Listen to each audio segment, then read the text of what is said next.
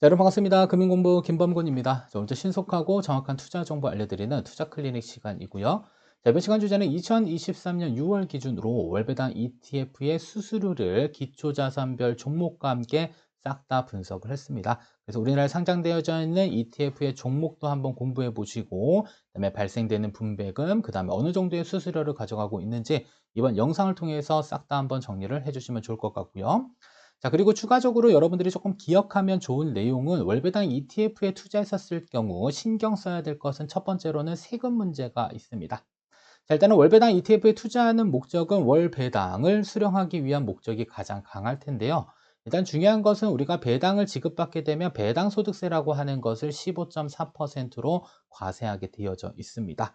자, 그리고 이 금액이 연간 2천만 원을 초과했었을 경우에는 다른 소득이랑 합산해가지고 종합과세되는 금융소득 종합과세에 해당될 수 있기 때문에 월배당 ETF를 운영하는 데 있어서 세금 문제 신경 쓰셔야 되겠고요. 자, 이러한 세금 문제를 피하기 위해서 우리가 월배당 ETF는 ISA 계좌를 활용해서 운용한다든지 아니면 연금 계좌를 활용해서 장기간 운용하는 방법의 전략을 취하는 게 좋은 방법이 될 수 있을 것 같습니다. 자, 두 번째로는 장기간 투자하고요. 그 다음에 배당을 많이 받기 위해서는 결국에는 내가 납입하는 납입 원금이 올라갈 수밖에 없습니다. 자, 이럴수록 뭐가 중요하냐면 바로 수수료에 대한 부분입니다. 그래서 수수료가 높으면 높을수록 최종적으로 내가 얻어가는 이익들은 줄어들기 때문에 만약에 같은 기초자산을 운용하는 ETF다라고 한다면 그때는 자산 운용사말로 이 보수가 달리 책정되어져 있습니다. 그래서 낮은 보수를 선택해서 여러분들이 장기간 운용했었을 경우에 발생될 수 있는 이 손실폭을 줄일 수 있는 그런 방안들도 마련해야 될 필요가 있을 것 같습니다. 그래서 이번 영상 통해서 월배당 ETF의 종목과 분배금, 그 다음에 수수료와 관련된 부분들 같이 한번 싹 다 정리하면서 내용 살펴보도록 하겠습니다. 자, 먼저 첫 번째로는 ETF의 거래 시 수수료와 관련된 부분입니다. 자, 예가 하나 있습니다. 예시. 네, 특정 종목에 일단 수수료를 가지고 왔고요.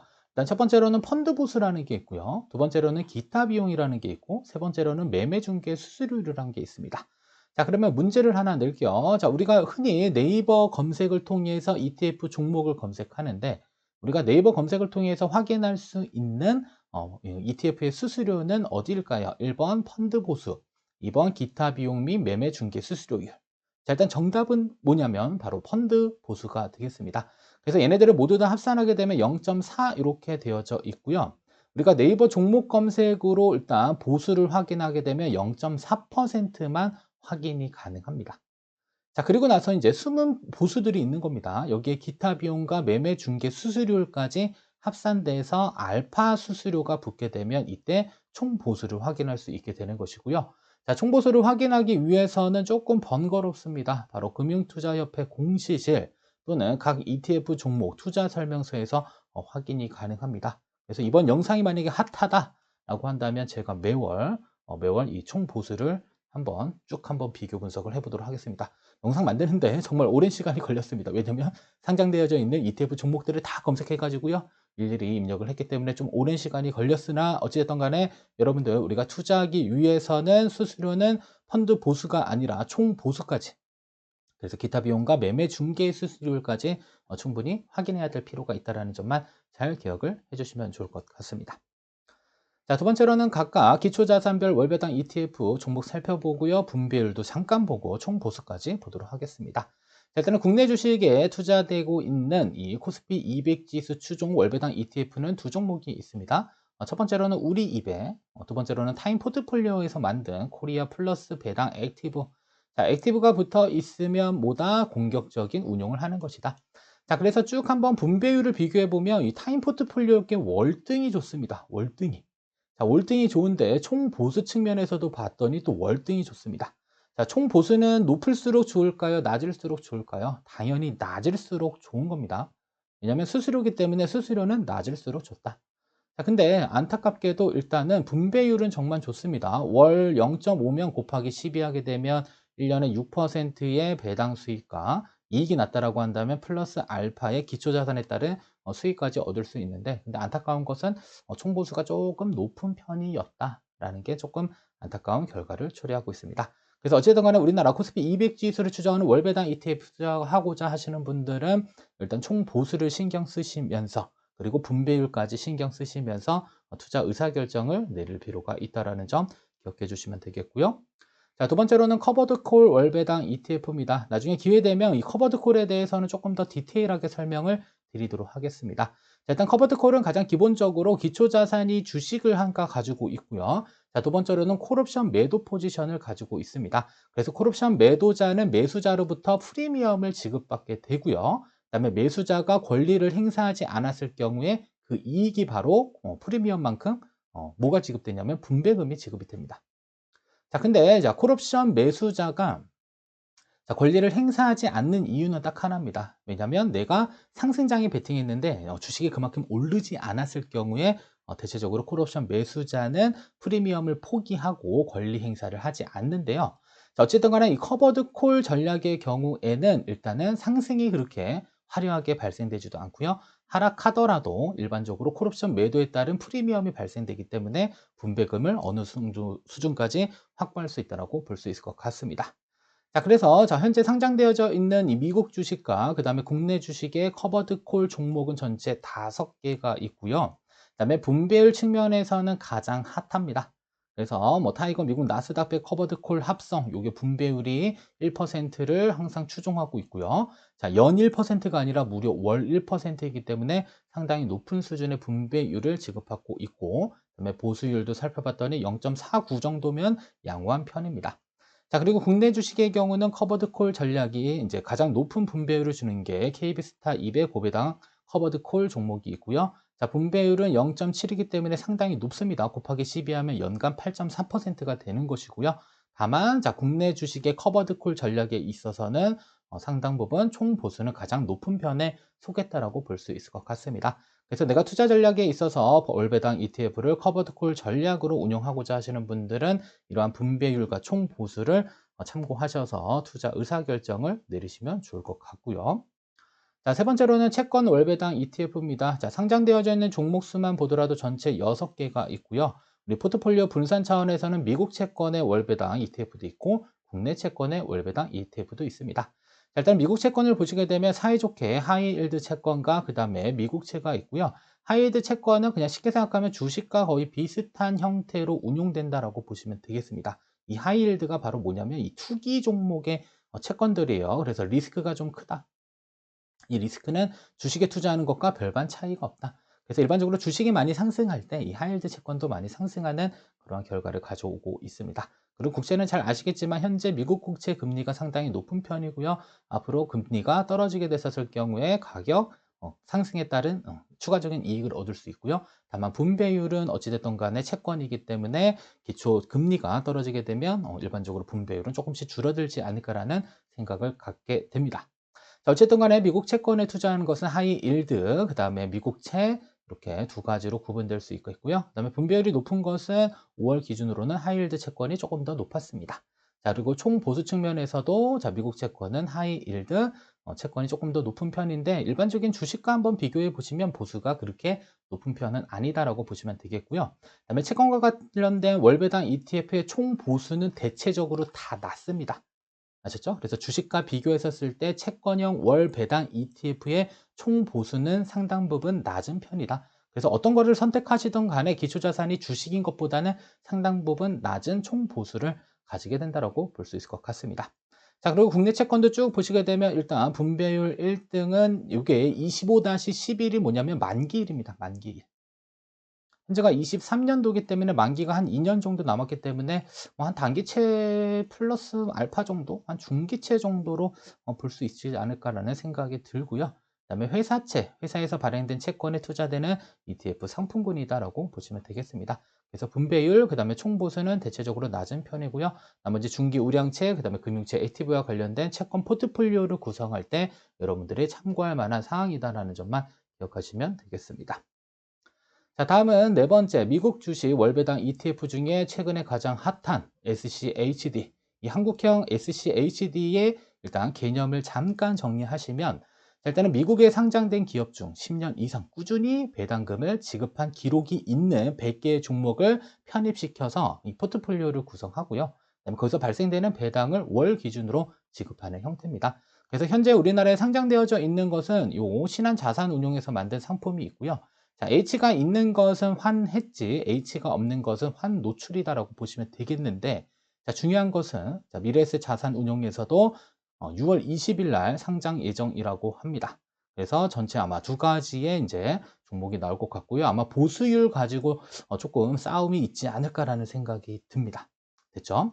그래서 현재 어찌됐든 한국형 SCHD 분배율은 0.36%, 총 보수는 0.37% 정도 발생하고 있다고 보시면 되겠고요. 그다음에 환율이 높은 시점에는 H가 있는 게 좋을까요? 없는 게 좋을까요? 환율이 높다라고 판단 드시면 H가 있는 것이 좋고요. 그다음에 환율이 좀 안정화됐다라고 한다면 H 없는 것에 투자했었을 경우에 환차 이익에 대한 부분들도 수익으로 가져갈 수 있다라고 볼 수 있을 것 같습니다. 그래서 대체적으로 요게 일단 최근에 가장 핫하지 않나라는 생각을 가져봅니다.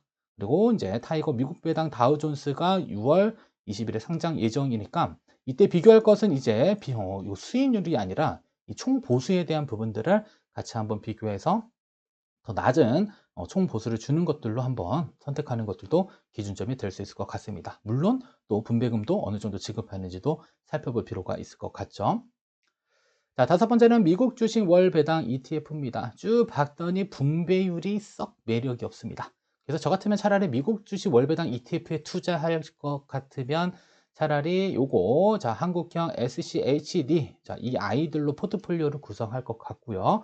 여기에 추가적으로 또 곁들인다면 이때는 요거 커버드 콜 전략을 포함한 ETF 상품을 활용할 것 같습니다. 자, 그리고 코덱스 미국 배당 프리미엄 요거는 S&P 500을 추종하는 ETF입니다. S&P 500. 그렇죠? 여기는 나스닥, 여기는 S&P 500 커버드 콜 전략이다라고 보시면 될 것 같고요. 다만 커버드 콜 전략만 가지고 분배금을 많이 준다라고 포트폴리오를 구성했었을 경우에는 망하는 수가 있습니다. 그래서 전체적인 종목이 잘 어울릴 수 있도록 여러분들 주식에 대한 포트폴리오를 잘 구성해야 될 필요가 있을 것 같고요. 자, 그리고 미국 주식 월배당 ETF는 다우존스 지수와 S&P 500 지수를 추종하는 ETF들이 있는데 생각보다 분배율이 그렇게 썩 매력적이지는 않습니다. 그리고 보수는 그냥 높은 편은 아니긴 한데 어쨌든 간에 분배금을 지급받을 목적으로 월배당 ETF를 운용하는 입장에서는 분배율 수준이 썩 매력적이진 않다라고 보시면 될 것 같습니다. 아셨죠? 그래서 참고로 보시면 될 것 같고, 자, 여섯 번째는 멀티 에셋 인컴 월배당 ETF입니다. 그래서 멀티 에셋 인컴 지수라는 게 있습니다. 인컴. 자, 인컴이라고 하는 것은 현금 흐름을 창출한다라는 관점에서 생각하시면 되겠고요. 그래서 다양한 자산에 분산 투자하는 자산 배분 전략을 운용하고 있고요. 투자되고 있는 것은 선진국, 신흥국의 국채, 그다음에 투자 등급 채권, 하이힐드 채권, 전환사채, 배당주, 우선주, 리츠 등으로 다양한 자산군으로 포트폴리오를 구성해서 운용하는 형태이다라고 보시면 되겠습니다. 그래서 분배율은 썩 매력적이지도 않지만 총 보수도 낮은 편도 아닙니다. 왜냐하면 채권, 그 다음에 하이힐드 채권, 그 다음에 배당주, 우선주, 리츠 등 다양한 포트폴리오를 구성하기 때문에 상당 부분 보수가 조금 높은 편입니다. 그래서 월배당 ETF로는 썩 좀 매력적이지 않는 그러한 종목이 아닌가라는 생각을 가지게 되고요.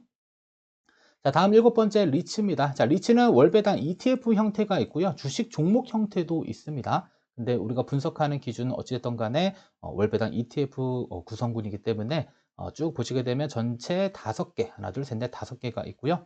그다음에 분배금, 분배율 수준은 일본 리츠가 가장 높았습니다. 다만 총 보수도 높은 편이었고요. 네, 전체적인 보수를 쭉 살펴보게 되면 그렇게 높은 편은 아닌 것 같습니다. 근데 일반적인 주식보다는 높고 낮고 그럴 수는 있는데 어쨌든 간에 여러분들이 리츠를 편입자산으로 놓은다라고 했었을 경우에는 일본 리츠, 미국 리츠, 국내 리츠 이렇게 구분해서 편입은 할 수 있겠으나 분배율 수준이 그렇게 매력적이지는 않다라는 사실 정도까지만 참고로 기억을 해주시면 좋을 것 같습니다. 그래도 포트폴리오 분산 차원에서는 한 번쯤은 그래도 리츠까지도 우리가 고민해 볼 필요가 있을 것 같고요. 일반적으로 월배당 ETF의 포트폴리오를 구성한다면 일단은 뭐 주식이 하나 있을 수 있고요. 두 번째로는 채권이 있을 수 있고, 자, 세 번째로가 바로 대체 투자. 그래서 이 대체 투자에 섞을 수 있는 게 유일하게 리츠가 있습니다. 그래서 주식도 국내 주식, 해외 주식이 있을 수 있고요. 채권도 국내 채권, 해외 채권. 그다음에 대체 투자에 있어서는 여러 가지를 편입하면 좋겠지만 월배당 ETF를 구성한다라고 했었을 경우에는 리츠만 넣을 수 있기 때문에 이렇게 세 가지 자산군으로 포트폴리오를 구성해서 운용하는 방안들도 고민을 해보시면 좋을 것 같습니다. 자, 그러면 여덟 번째. 자, 그러면 전체적으로 쭉 한번 살펴봤고요. 이제 총보수가 가장 높은 월배당 ETF 쭉 살펴봤더니 역시나 타임 포트폴리오께 가장 높았습니다. 그래서 0.5 이상 정도 되면 상당 부분 보수가 높은 편으로 살펴볼 수 있을 것 같고요. 그다음에 분배금을 조금 많이 주는 이러한 커버드 콜 전략의 경우도 보수가 상당 부분 높은 편이었다라는 사실을 참고적으로 볼 수가 있습니다. 자, 다음 아홉 번째는 반대로 자, 총 보수가 낮은 월배당 ETF는 대체적으로 채권입니다. 그래서 채권을 편입했었을 경우에는 상당 부분 보수 측면에서는 큰 걱정은 하지 않아도 될 것 같습니다. 그래서 현재 금리가 상단이다라고 하고 앞으로 하락한다라고 했었을 경우에는 자, 단기채보다는 장기채 비중으로 포트폴리오를 조금 더 구성해서 운용하는 방안들도 고민을 할 수가 있다라는 점. 따라서 주식이 대체적으로 뭐가 높다? 자, 보수가 높고요. 그다음에 운용 스타일에 따라서 조금씩 보수의 차이가 발생될 수 있고요. 대체적으로 채권형 ETF의 경우가 대체적인 총 보수가 낮은 수준이다라고 볼 수가 있을 것 같습니다. 자, 결론입니다. 자, 우리가 흔히 네이버 증권 이런 것들을 통해서 보수를 확인하기는 하지만 중요한 것은 숨어 있는 보수들이 있습니다. 그래서 내가 운용하고자 하는 각 기초 자산에 숨어 있는 보수까지 함께 확인한 다음에 뭘 해야 될까요? 비교라는 걸 해야 될 필요가 있겠고요. 자, 두 번째로는 보수가 낮다라고 해서 분배금이 많은 것도 아니고요. 이익이 높은 것도 아닙니다. 반대로 보수가 높다라고 해서 분배금이 많은 것도 아닙니다. 따라서 같은 기초 지수를 여러분들이 추종하는 월 ETF 상품으로 운용한다라고 한다면 그래도 보수가 낮은 종목을 선택해야 될 필요가 있고요. 여기에 추가적으로 어느 정도 거래량이 받쳐지는 이러한 ETF를 선택하시는 것이 총 보수도 낮고 그다음에 수익률, 그다음에 우리가 매매 거래를 할 때도 훨씬 더 효율적인 거래가 가능하다라는 사실까지만 잘 기억을 해주시면 좋을 것 같습니다. 자, 여기까지 자, 시청해 주셔서 감사하고요. 여러분들 구독, 좋아요, 알림 설정, 자, 금융공부 영상 제작에 큰 도움이 됩니다. 이번 시간 영상 여기서 모두 마치도록 하겠습니다.